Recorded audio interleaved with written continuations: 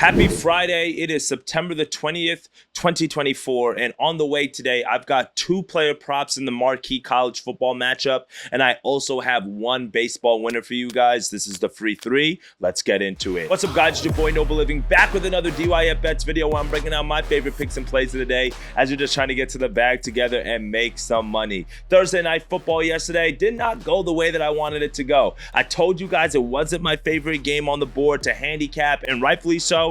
Bit me in the ass. 1-2 yesterday. We lost on our 6-point teaser. The Patriots just didn't show up. We lost on Stevenson carries. One thing that I don't get is like why teams go away from what's worked even when you're down. Like, it is the Jets. Like, the final score was what, 24-3, 21-3, whatever the score was. Like, it was 14-3. Why stop running the ball? Why get away from what's working? Jacoby Brissett was under pressure. You know what? I'm not even finna do it. It just doesn't make sense, okay? We cashed in on the Rodgers, 29 pass attempts, Breece Hall, 4 receptions. I had a feeling, I was like, if the Patriots are going to stink up the bed, at least the Jets are going to show up and show out. And they did that, rightfully so. Kudos to them. 1-2 on the day yesterday. You can see our year-to-date record right here. I'm not going to harp on it too long. That's just so stupid.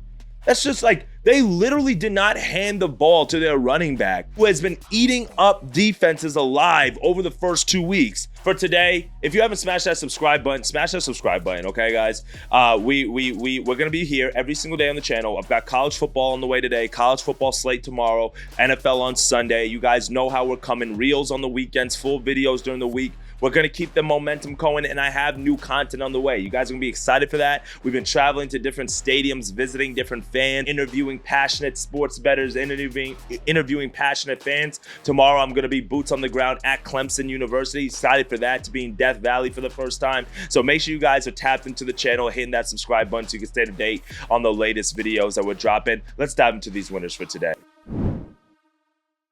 My first best bet of the day, we're going to go to the baseball card real quick. I know that I haven't been putting out too much baseball unless that's the only sport on, but right now, postseason baseball is heating up, so I think there's some angles that we should start being able to take advantage of. If you guys haven't been paying attention, the wild card matchup in both the American League and the National League is getting real tight. It's getting real wacky, but we're going to break down the National League wild card race right now. San Diego Padres right now hold the #1 wild card spot. They're 2 games above the next team. The New York Mets and the Arizona Diamondbacks are tied at 85 and 68. So they hold the 2 and the 3 wild card spots. Remember, you only get 3 wild card spots per conference. Now, on the outside looking in is the Atlanta Braves. They're 2 games back behind the D-backs and the Mets. And then you've got the Chicago Cubs, who are 7 games back. They're probably not going to make the playoffs. But the Braves, they definitely have the chance. They've won 2 games in a row. They're getting some momentum. And as a result, I'm going to take them today against the Marlins. But I'm going to take them on the run line,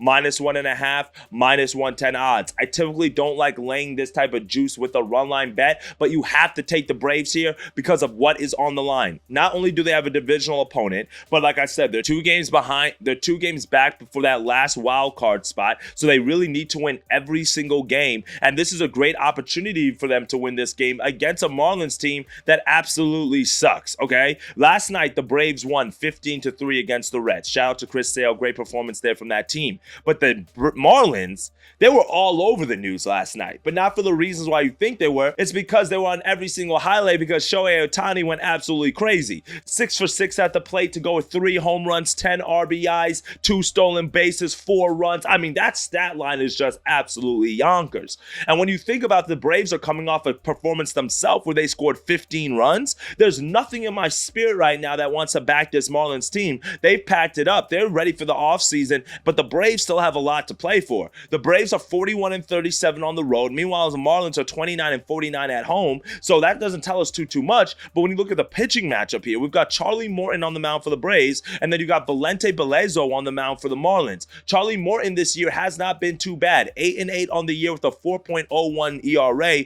to go with 161 strikeouts. But if you look at his form over the last month or so, he's been really dialed in. In his last start against the Dodgers, he went 6 innings, only 3 hits given up with 1 earned run and 6 strikeouts. That's very good against a red-hot Dodgers lineup. In his start before that against the Reds, he went 6 2/3 innings, another 6 hits, only 1 run given up to go at 7 strikeouts. In his last 5 starts, he's given up 2 earned runs or less in 4 of the last 5 starts. And the only start that he went over that was against the Phillies, where he gave up 3 earned runs, and that's a very strong Phillies lineup. So when you think about it, this is a guy who's keeping strong offenses at bay, and the Marlins just really have nobody who's going to be a threat. And then when you look at Valente on the other side, he's somebody who can be hit or miss, but his quality of opponents has not been that strong. 3.7 ERA, so nothing too crazy there, but its last start against the Nationals, 5 1/3 innings, 6 hits, 3 earned runs given up to go with 2 home runs. His start before that against the Pirates, another 5 1/3 innings,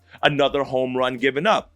So that is a point of concern. If you look at his last 5 starts, he's given up a combined 9 home runs over the last 5 starts, including 2 against the Nationals, 3 against the Rockies, another 3 against the Cubs. And in both of those starts against the Rockies and the Cubs, he gave up 6 earned runs to the Rockies, 5 earned runs to the Cubs. That ain't going to get it done, especially against a Braves team that's coming off dropping 15 runs of their own, and then you're coming off a loss where you gave up 20 runs. There's nothing in my spirit right now that says that this Marlins team is motivated to play. They're coming off of 2 straight losses. Meanwhile, the Braves are coming off of 2 straight wins. The Braves, after losing 3 straight games against the Dodgers and the Reds, they know every game in this play, every game right now to end off the regular season is very valuable. And look at their upcoming schedule for the Braves. They play the Marlins 3 times, then they play New York 3 times at home, then they play the Royals 3 times at home. So I'm not saying that the fate is in the hand of the Braves, but when you look at the remaining 12 games that they have to play, 6 of them are divisional opponents, and 3 of them are against a team that's exactly above them in the standings.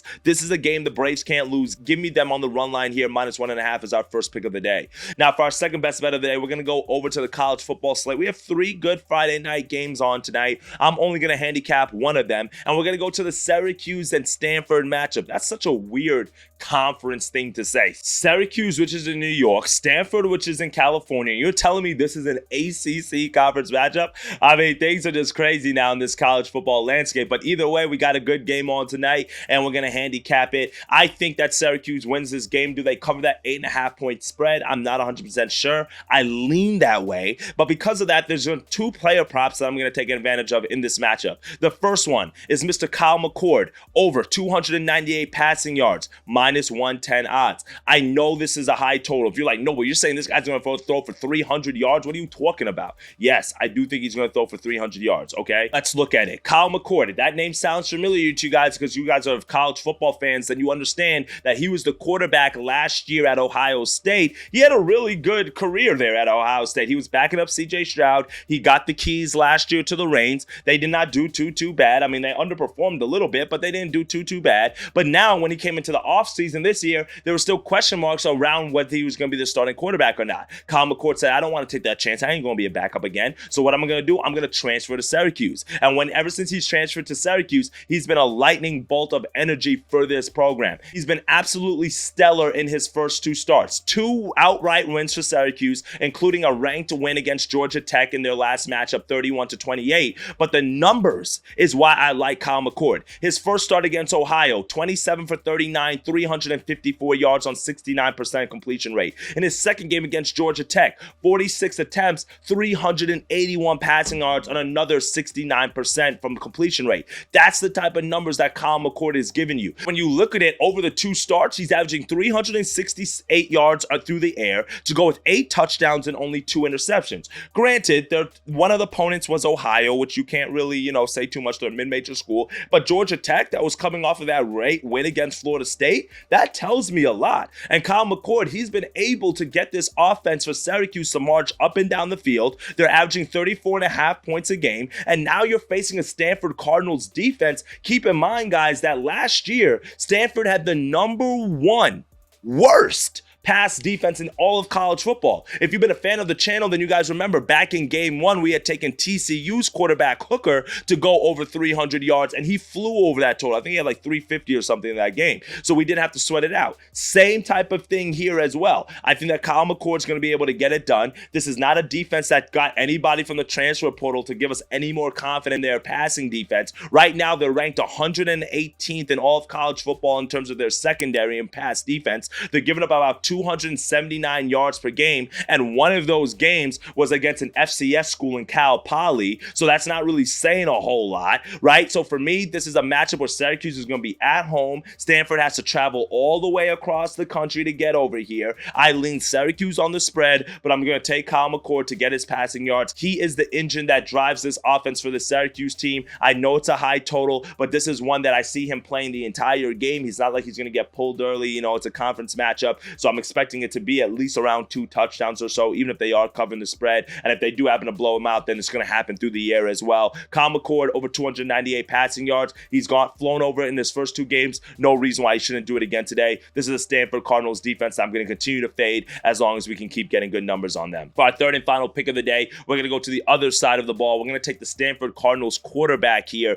Ashton Daniels, and we're going to take a look at his rushing yards. We're going to go over 34.5 rushing yards, minus 110 odds. Now, you might be saying to yourself, Noble, why would you take a quarterback rushing yards in college football? When they get sacked, doesn't that count towards their rushing total? Yes, it absolutely does. That's why I'm a little bit hesitant about taking quarterbacks rushing yards when it comes down to college football. But the reason why I do like this line here is because this is just too much good value that we're getting for a quarterback that is purposefully looking to run the ball. Now, when you look at the offense for Stanford, their head coach is Troy Taylor. He came from SCS Sacramento State, and at Sacramento State, he loved using dual threat quarterbacks. Well, guess what? Ashton Daniels is no exception. In the past 5 seasons, there's been no coach in the college football ranks who's run quarterbacks purposefully more than Troy Taylor. And now when you look at the sample size, he rushes his quarterbacks close to 30% of the time. So for me, when you have a coach who's purposely looking to bounce the ball outside and read options, but the quarterback is able to take the ball, that opens up the game, the whole floor for us a lot. In that TCU Stanford game, if you were part of the Discord group, I'd given out Ashton Daniels rush yards because it was at 23.5. Well, guess what? He ran for 87 yards on 17 carries in that game. From design runs to zone reads to scrambles,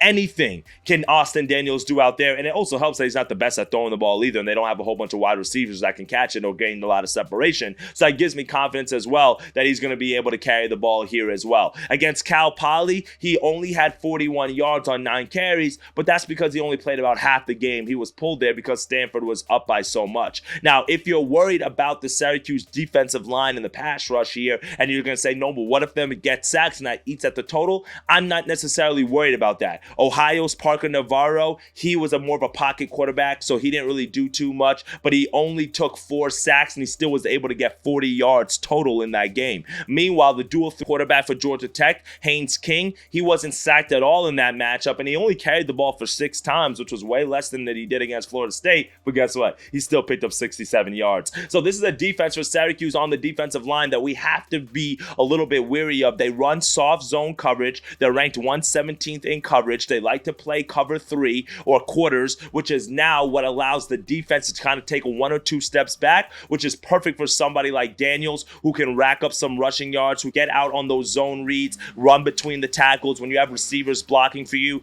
that helps as well. So there's a few different reasons why I like them here today, but I like Ashton Daniels rushing yards. Take that as our third and final best bet of the day. Well, that's it for me today, my friends. 3 best bets, 3 winners I'm giving you guys on this Friday slate. We're taking the Braves on the run line against the Marlins in a very competitive wild card race in a must-win game for them against a very inferior opponent. We're going to take Kyle McCord over 298 passing yards. Feel free to play around. I see 290 on some books. I took 298 because that's the highest I'm seeing right now, so I'm willing to do that. But if you want to do 300 plus, whatever the case may be my guest. And then we're also going to take Ashton Daniels over 34.5 rushing yards. That's that's my 3 picks on this slate. If you guys want a lean in the Illinois-Nebraska matchup, I do lean Illinois plus the points after the 7.5, so I would not take anything lower than a touchdown spread, and I also do lean the under in that matchup. Both of those teams should look to run the ball, so I do think that eats away at the clock, and that keeps a low-scoring Big Ten affair there, but I really am just going to watch that game live as a fan and see what else I like, and then I do like Washington State to cover the spread against San Jose State as well. San Jose hasn't really played too much good opponents, and Washington State's coming off a big win against their cross-state rival in Washington last week. They look really good, so those are 2 leans in the other college football games if you're looking for those. All right, my friends, let's get to that cheddar. Let's get to that money. We'll be back tomorrow with a quick short, and as always, dictate your fate, and I'll see you on tomorrow's video. Later, guys.